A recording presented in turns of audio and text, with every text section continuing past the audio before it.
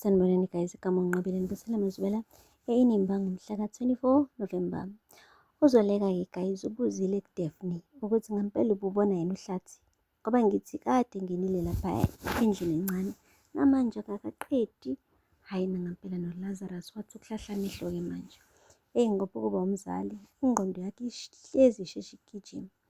Umane nje wasuka lapho nje uZoleka wahlaba ngejubane endlini phakathi. Hayi uLazarus waxakeka ukuthi manje sekugijinywa kuyiwaphi, kanti uyale ekamereni lengane usewuselile umqakazi ukuthi ngeke lo muntu lo umane wahamba ongahamba ijuba likaNoah uqubulayo, ngenzeka ukuthi usentshintshi ingane wahamba nayo. Nangampela-ke guys, bekade-ke ehlaba esikhonkosini uZoleka uthe mefika lapha kwi-baby nursery ufica umbhede empty, waqhaqhazela umzimba wonke.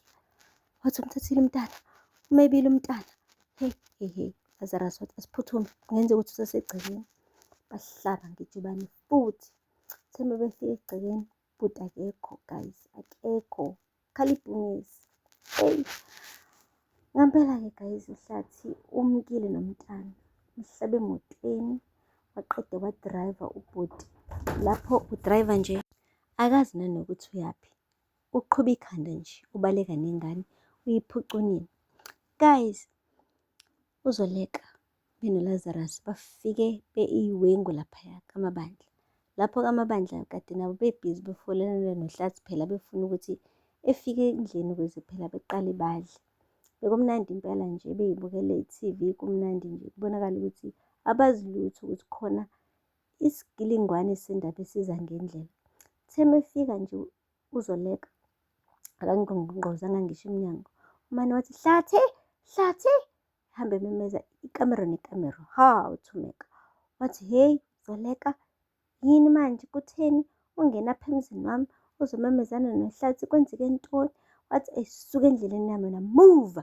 Wabe phuma lapho ekhishini, Hlathi noLazarus ngalapho uyangena naye kamera to kamera. Ababuzi umuntu ukuthi hayi bo iphi enye indle esele, like yonke indlu bayayazi ukuthi ngalapha, and abaceli ngisho permission, bayazingenela bayayiphumela lapha kaMabandla ngokuthanda kwabo. Ekugcineni washo uZoleka ukuthi uhlathi uthathe ingane yami wabaleka nayo. Thumeka ucishe uleka. Ubonakala nje ukuthi la kulo mshadi lo angene kuwona, hhayi cha, ungene emshadweni ozohlezi njalo umphathisa ngekhanda guys.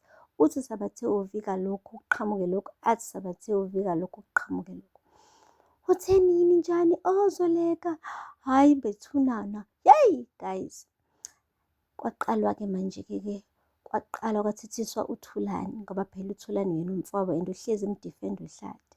Ube nje ukuqala ethi emdifenda kwathiwa nawe kukhona into oyaziyo, kusho ukuthi niyiplanile le nto le. uLazarus waphuma naye emnyango uThulani efuna ukumshaya ngey'bhakela, kwaze kwakhuza yena kuZoleka. Kuthiwa nje fonela udadewenu, fonela iy'hlobo zakho wena Thulani, usitshele kahle ukuthi uhlathi ulaphi.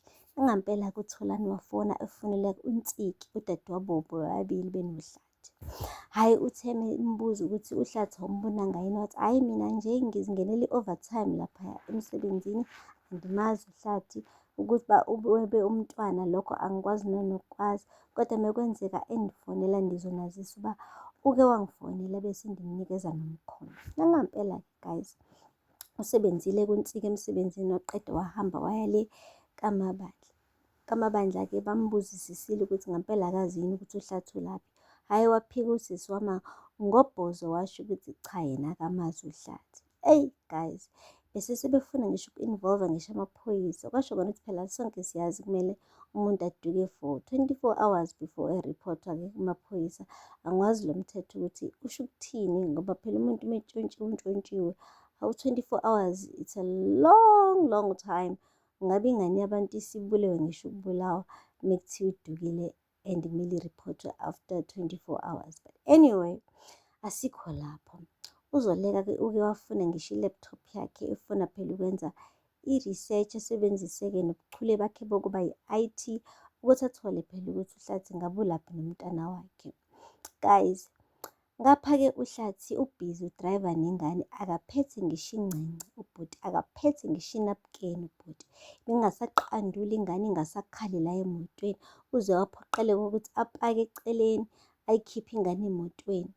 Elokhu eyithakazela ngey'thakazelo zakamabandla, eyibiza ngojambazi. Hey Jambase, hayi ntoni Jambase, ulambile Jambase, ha ufuna utshintsha inapukeni Jambase, come on.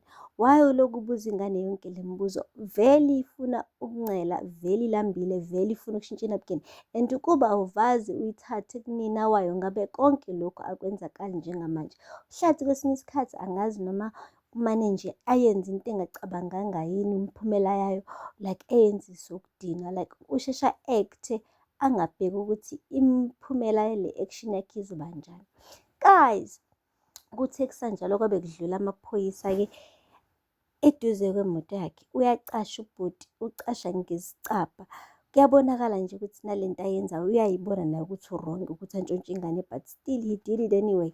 And akavaze ashawe ngisho nembeza, ashaye u-U-turn, ajike aphinde emuva, axolise kuzoleka abe no-Lazarus, asho ukuthi nangu umntwana, like ngimthathile bengimkhumbule or something. Yay guys, uhambile-ke udadewabo uNtsiki esebuyile emsebenzini, waphindela emzini wakhe. Semefika nje emzini wakhe wathola ifoni call evela futhi kumfowabo lo uThulani, embuza ukuthi nangamanje uHlathi akamboni yini na. Ayiwasho ukuthi cha, mntakabawo andimazi ukuba uphika lokhu, kodwa njengoba ndinithembisile-ke uma ngimbona ngizonazisa nina, khululekani.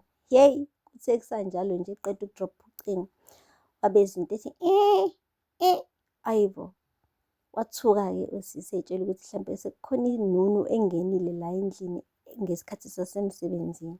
Wathatha ipani ugirl efuna phela ukuyishaya ngepani lenunu. Uthe methi uyangena edining, hayibo, nangu uHlathi uphethe ingane. Umane nje wabeka phansi ipani, waphelelwa amandla uNtsiki, ebona kahle ukuthi umthetho aka Hlathi uyena impela lo ntshontsha ingane.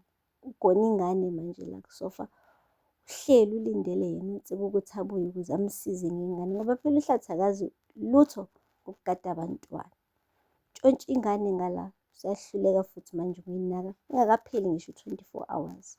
Imagine, shuthi-ke manje uNtsiki sekumele ahambe aye ey'tolo ayothengana namabhodlela nama-formula ukuze ingane phela ilale idlile namhlanje. Yey bakithi, Hlathi angazi ngampela ukuthi ungenelwe yini, but anyway asithembe-ke ukuthi uNtsiki uzobe siyagcina isithembiso sakhe, afone abatshele laphaya uLazarus benozoleka ukuthi umntwana ulapha emzini wakhe, befike bezoyilanda ingane before iqala igula or ikhetshwa noma i-flu, because ngisho nanemingubo ey'mbethe incane guys, like fuze ngabe ingane isendlini efudumele, imbethe, igadwe kahle. But uHlathi-ke ngoba uwuHlathi, ncamela kona ukuthi ehle enyuka naye emgaqweni, just ukuthi nje azwise ubuhlungu uzoleka. Guys, aphela lapho-ke amazwi bela namhlanje. Ningakhohlwa subscribe and like and comment.